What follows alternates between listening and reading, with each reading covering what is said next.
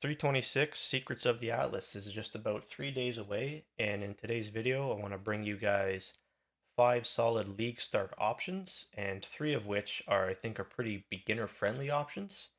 And I'll make sure to put clickable links in the description below for you guys for your convenience. But build number one on the list here, this is Crouching Tuna. He's playing Volcanic Fisher of Snaking, and if I didn't say so already, this is what I decided to go ahead and select for my league starter.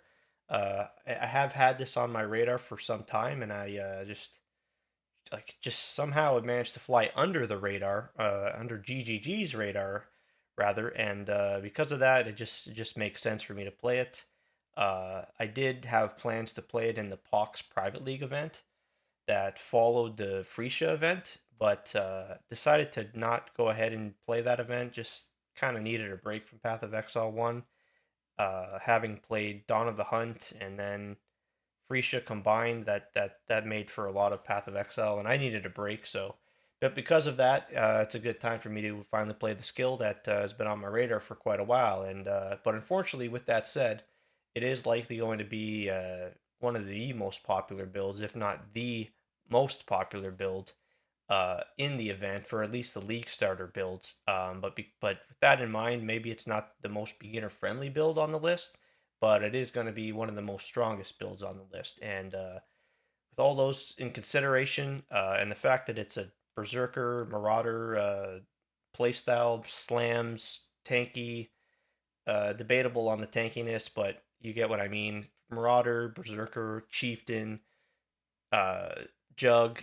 Any one of the two is just my poison, my medicine. So yeah, that's what I'm gonna go ahead and play, and we'll see how it goes. It's gonna be great. It's likely gonna be very strong, and might have to figure out the defenses a little bit because it's not a juggernaut. But with that in mind, yeah, that's my build. And again, make sure to put the links in the description. But on to the next build. And so, just as I had mentioned, Pox, this is the second build on the list, none other than the Righteous Fire Chieftain.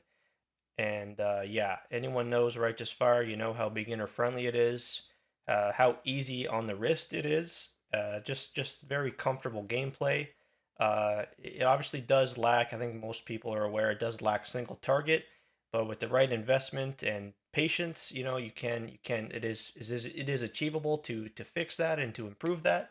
But yeah, no surprise, Pox is running it back again with Righteous Fire Chieftain. And yeah, this is what I mentioned about being one of the more beginner-friendly builds of the list.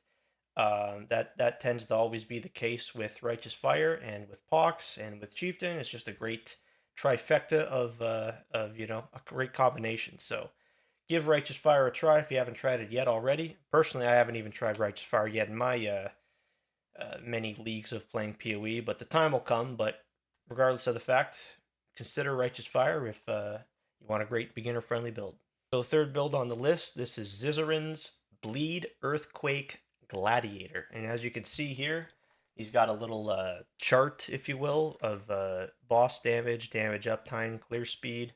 Similar to Righteous Fire, Earthquake isn't the greatest for boss damage, but same thing with Righteous Fire. With enough investment and enough patience and levels, you can definitely fix that. And but the point being, this is again another very solid beginner friendly build.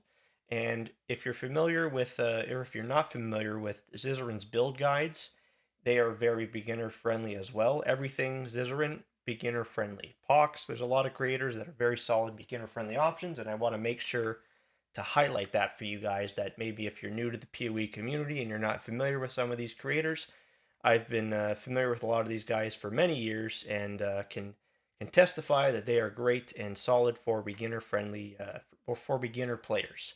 But yeah, if you haven't played Earthquake, very satisfying skill. Again, somewhat easier on the wrist in comparison to other skills. And this is going to be a gladiator, so you're going to be starting as a duelist, and instead of a marauder. But it looks, by the looks of it, he does have a max roll guide, and as well, his approach to using Path of Building is very beginner friendly, and usually has step-by-step notes, so it leaves you with no unanswered questions, thinking what to do next, where to turn, and you're searching, maybe going on YouTube again to find your answer for whatever you may be wondering. But yeah, this is build number 3 on the list, Earthquake Bleed Earthquake Gladiator. And the fourth build on the list, this is Alley with the Poisonous Concoction of Bouncing on the Pathfinder. And let me just start off by saying, if you're a new player and you're looking for a guide that's going to hold your hand all the way through from early leveling into the end game, then you should look no further than this guide here. When you go to her path of building and you just look at the notes section alone, you'll see how much time and effort she likely put into this. And this is going to leave you with no questions unanswered and everything you need to be successful on the league start, especially if you're a brand new player. There's everything here that you'll need to know in order to be successful. Poisonous Concoction of Bouncing has remained unchanged. It hasn't been nerfed. It's got pretty decent map clear and is very good on boss damage. And the other benefit to playing this, unlike some other league starters, is you get to play it right from level 12. Unlike other league starters where you maybe acquire the actual skill for your build later on in the campaign, you get this right at level 12 and off you go. So give this build a try. Check Ali's guide out and let me know what you think in the comments. And the final build here, this is Ghazi with the Skeletal Mages, but he'll be starting with Skeletal Archers, and he's got two separate videos. I'll be sure to link both of them.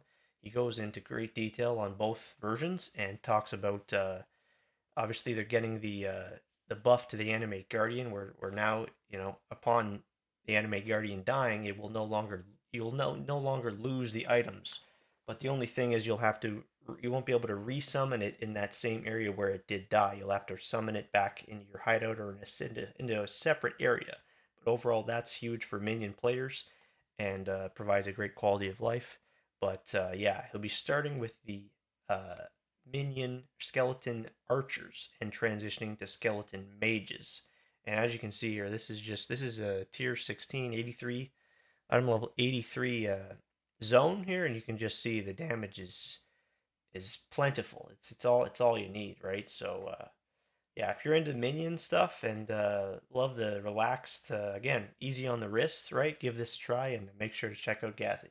But that's going to do it. That's going to be my 5 builds for Secrets of the Atlas 3.26. Let me know what you guys are considering in the comments, and I'll see you guys on Friday.